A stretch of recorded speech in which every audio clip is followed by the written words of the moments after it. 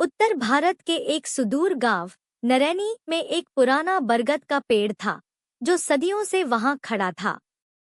गांव वालों की मान्यता थी कि यह बरगद साधारण नहीं है, यह जादुई है। कोई भी रात में उस पेड़ के पास नहीं जाता, क्योंकि कहा जाता है कि वहां उसका साया बसता है।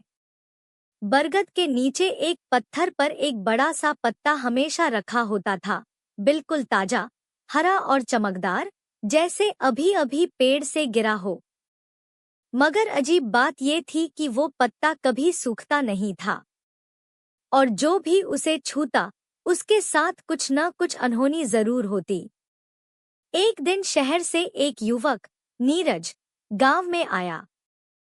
वह एक पत्रकार था और उसने बरगद के रहस्य के बारे में सुना था। वह गांव की लोक कथाओं पर रिसर्च कर रहा था और उसे यह किस्सा रोमांचक लगा। नीरज ने गांव के बुजुर्गों से पूछा, ये बरगद इतना डरावना क्यों है? गांव के सबसे बुजुर्ग व्यक्ति दादू राम सेवक ने कहा, बेटा, उस पेड़ के नीचे एक आत्मा बंधी है, तारा की आत्मा। वो एक तांत्रिक थी जो 100 साल पहले इसी गांव में रहती थी। लोगों ने उसे डायन समझकर जला दिया और मरते वक्त उसने शाप दिया कि उसका पत्ता कभी न सूखे और जो उसे हाथ लगाएगा वो अपने डर से कभी न निकल पाएगा। नीरज को यह सब सिर्फ अफवाहें लगी। उसने मन में ठान लिया कि वह बरगद के पास जाएगा और सच का पता लगाएगा। उसी रात चुपचाप कैमरा और टॉर्च लेकर नीरज बरगद के पास पहुंचा। वहां चारों तरफ अजीब सी सन्नाटा और ठंडी हवा चल रही थी। वह पत्ते की ओर बढ़ा, उसका वीडियो बनाया और उसे छू लिया। जैसे ही उसकी उंगलियां पत्ते को छूती हैं, पेड़ से एक ठंडी भयानक हवा चली और उसके कानों में एक औरत की चीख गूंज उठी, छू लिया मेरा वचन, अब निभाना होगा तेरा डर। नीरज घबरा गया। वह तुरंत वहां से भागा, मगर जैसे ही वह मुड़ा, उसे लगा किसी ने उसकी पीठ पर हाथ रखा हो। वह तेजी से भागते हुए गांव की ओर लौटा, मगर गांव अब वैसा नहीं था। रास्ते अंधेरे में बदल चुके थे, घरों की जगह जंगल उगाए थे और हवा में एक अजीब सी सड़ांध थी। उसे समझ में नहीं आया कि ये सपना है या हकीकत।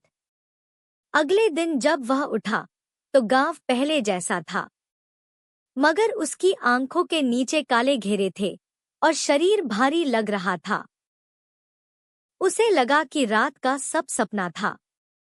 मगर जब उसने अपना कैमरा चेक किया तो उसमें वो वीडियो रिकॉर्डिंग थी, वही पत्ता, वही हवा और वही औरत की चीख। अब वो घबरा गया। उसने वीडियो डिलीट करना चाहा, मगर स्क्रीन पर एक मैसेज आया, अब तुमने देख लिया है, अब तुम देखे जाओगे। उस दिन से अजीब घटनाएं शुरू हो गईं। नीरज को अपनी परछाई में एक और परछाई दिखने लगी।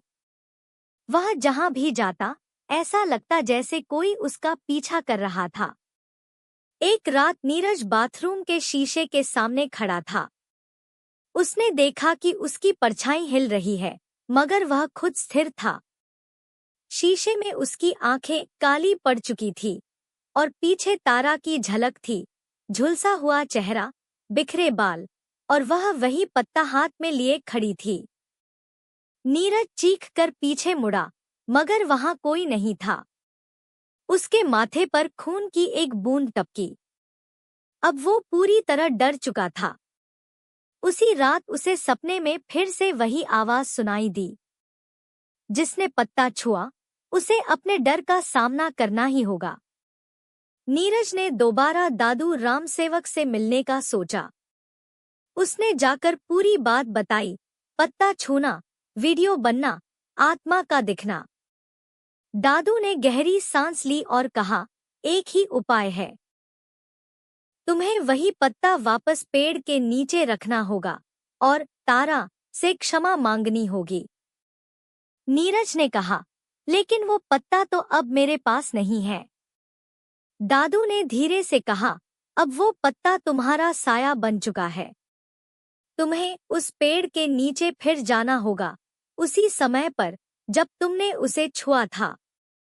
तभी शांति मिलेगी। नीरज ने हिम्मत जुटाई और आधी रात को बरगद के पास पहुंचा। चारों ओर फिर वही डरावनी हवा, वही चीखें।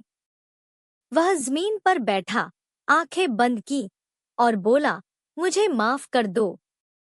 मैंने आपका अपमान नहीं किया, मैं केवल सच्चाई जानना चाहता था। अचानक पेड़ हिलने लगा और एक काली छाया उससे सामने आकर खड़ी हो गई।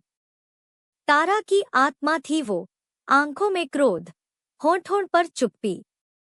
उसने नीरज के सामने पत्ता गिराया, मगर इस बार पत्ता काला पड़ चुका था। डर में ही शांति है। क्या तुम सच्चाई को स्वीकार करोगे? तारा की आत्मा ने पूछा। नीरज ने कांपते हुए कहा, हाँ। तभी एक तेज रोशनी हुई और सब कुछ शांत हो गया। अगली सुबह गांव वाले नीरज को बरगद के नीचे बेहोश पाए। जब वह उठा, उसकी आंखें फिर से सामान्य थीं, चेहरे पर शांति थी।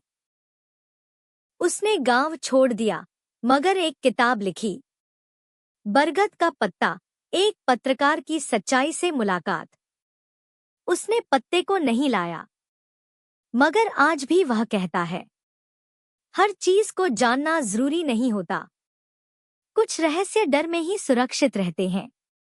सीख।